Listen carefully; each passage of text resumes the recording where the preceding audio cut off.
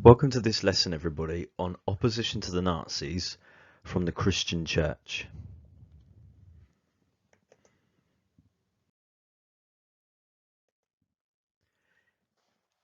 In this lesson, we're going to investigate some examples of opposition to the Nazis from the Christian Church. We're going to look at both the Protestant Church and the Catholic Church, and we're going to see how they opposed the Nazis and to what extent did they. Your first job is to turn to your knowledge organizer.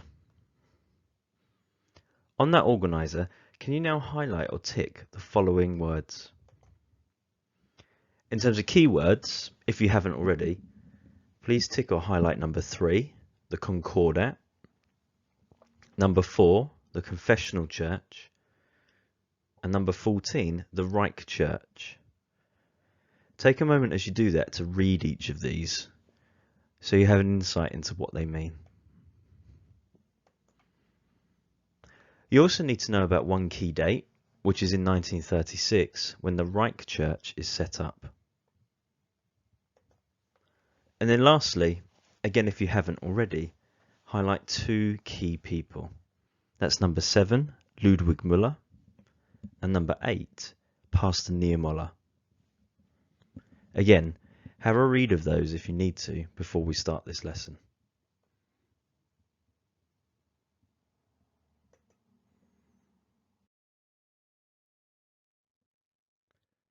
Now, before we look at opposition to the Nazis from the Christian Church, let's just remind ourselves about what the Nazi policies towards the churches were.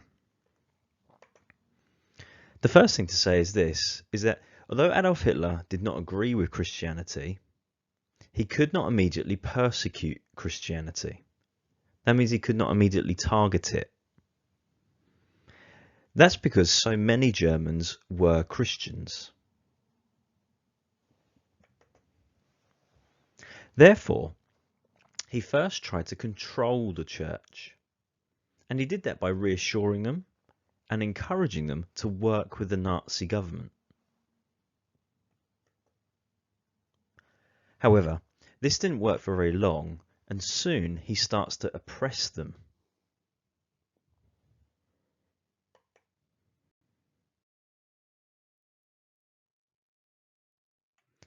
In regards to the Catholic Church, the first thing that Adolf Hitler did was that in July 1933, he signed a Concordat, an agreement with the Pope, the head of the Catholic Church. This is very early on in his control of Germany. This Concordat agreed to the following. Firstly, Adolf Hitler guaranteed that there would be freedom of worship for Catholics in Germany, so they could still attend Catholic services and still worship as Catholics without fear of any reprisals or being harassed. Hitler also guaranteed that he would not interfere in Catholic schools, of which there were many in Germany at this time.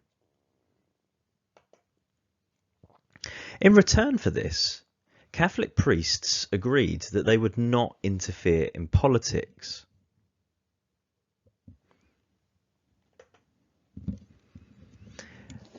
Catholic priests also agreed to swear loyalty to the Nazi Reich. So this early agreement is an example of Adolf Hitler trying to encourage Christian churches to work with the Nazis rather than against them. However, this really doesn't last very long. Very soon, the Nazis begin to harass and arrest Catholic priests, and many of them end up in concentration camps. Catholic schools were disrupted and then abolished, so they were removed. And youth organisations like the Catholic Youth League were also banned. If you remember, this led to the Pope in 1937 speaking out against the Nazis because the Concordat was meaningless by this point.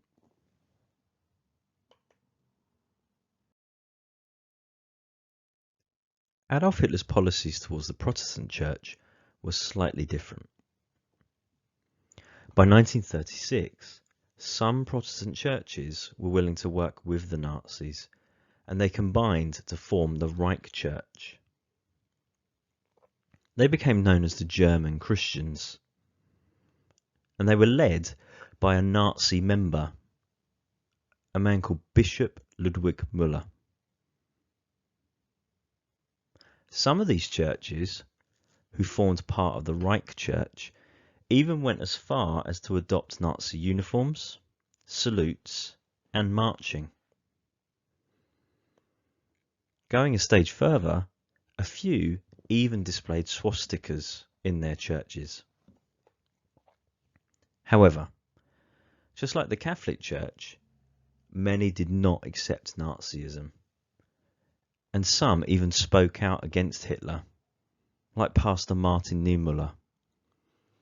He set up the Pastors' Emergency League, the PEL, and that led to around 800 pastors being sent to concentration camps, and when there, some of them were tortured.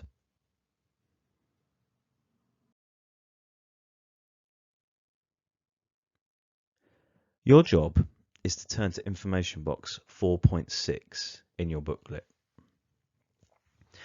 And at this point, I'd like you to pause the video and spend a moment reading about the main forms of opposition from the Christian Church. If it helps you, you could, as you go, highlight examples of resistance to the Nazis, or also highlight examples of support for the Nazis.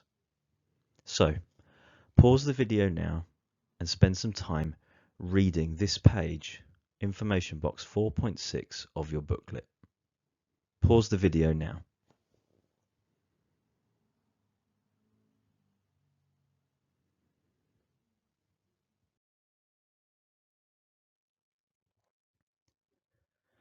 Having now read information box 4.6, your job is to complete the first table on the other page. This table asks you just to list some key examples of resistance and support from the churches during the Nazis' rule of Germany. As an example, you could say this as an example for resistance from the churches. You can mention that the Pastors' Emergency League, the PEL, set up the Confessing Church in 1934. This was an alternative to the Reich Church eventually. Notice here that I use the name of the organisation, I include what they did, and I include the date. That's the level of detail you need in order for these to be specific, but these are bullet points, not long sentences. So stop the video and using box 4.6, fill out this table. Pause the video now.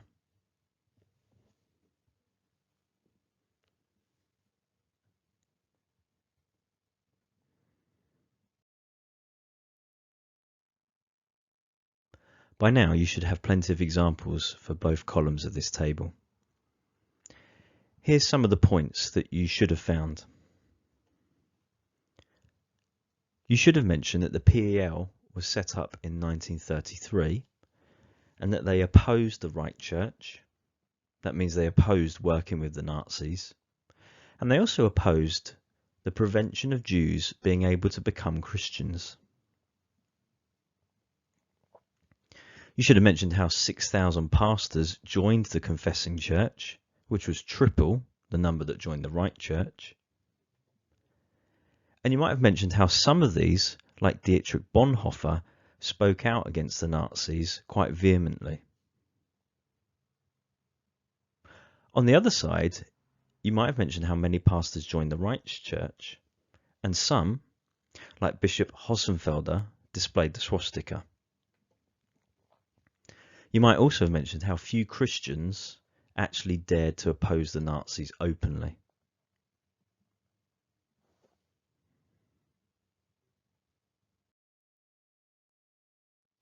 Your final task is now to look at this interpretation. Interpretation 1 says that religious opposition to the Nazis was limited, and the question to you is, how far do you agree? Take a moment to read this interpretation.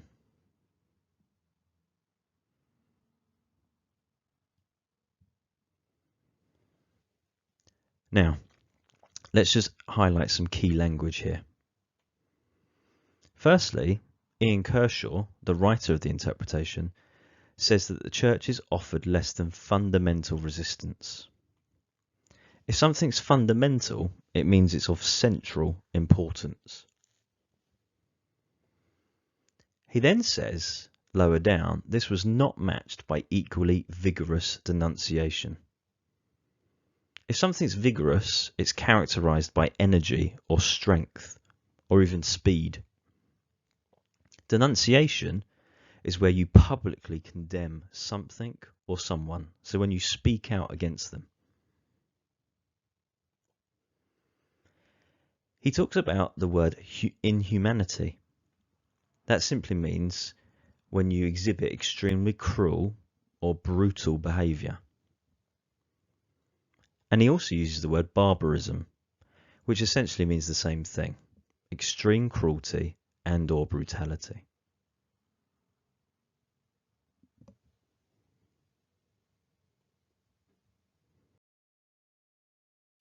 Your job is now to answer the question, how far do you agree? The first stage of this is you need to write a few sentences saying how you agree with the interpretation. Religious opposition to the Nazis was limited. So you might say, as your first sentence, interpretation 1 is correct because, and then give some evidence. You'll want to explain that evidence by using phrases like as a result of this mattered, due to this, therefore, or some other explaining connectives. You then need a few sentences saying how you disagree with the interpretation, which means you're challenging it. And you can see some sentences there, and you'll need some evidence which is explained again. Finally, you need to give a final judgment with some reasoning. How far do you agree with interpretation 1? And you might want to use the phrase to a small extent or to a great extent here. Pause the video now and spend some time writing some sentences answering the question, how far do you agree? Once you've done that, this lesson is finished.